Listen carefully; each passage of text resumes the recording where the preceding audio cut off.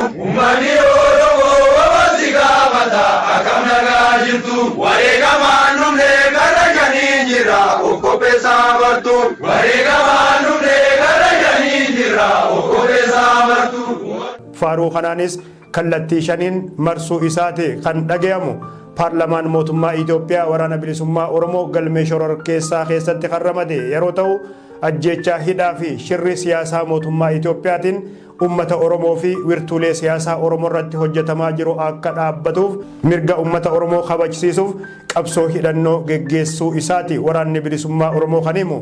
Badiileen akka ajjeechaa hidhaan murtii haqaan qabnee fi dararaan mootummaan adeemsifamaa jiru kun waraanni bilisummaa Oromoo kan dur caalaa deeggarsa dabalataa keessaaf alaa akka argatuuf carraa ta'eefii jira. Waraanni bilisummaa Oromoo tibba dabree ibsa baaseen akkaataa amma jiruun mariin biyyaalessaa jedhamu amanamaa ta'uu hin danda'u inuma lola jiru daran hammeessa jechuun akeekkachiisuun isaa ni yaadatama.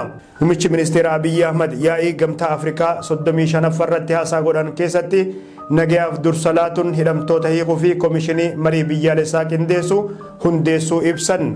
Garuu hidhamtoonni siyaasaa miseensonni adda bilisummaa Oromoo fi Oromoonni kuma hedduu ta'an ammas manuma hidhaa jiru.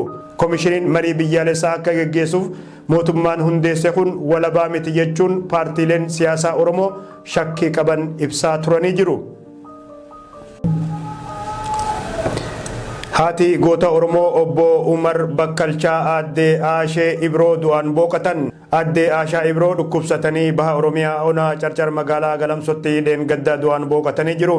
Aadde Aasheen hawaasa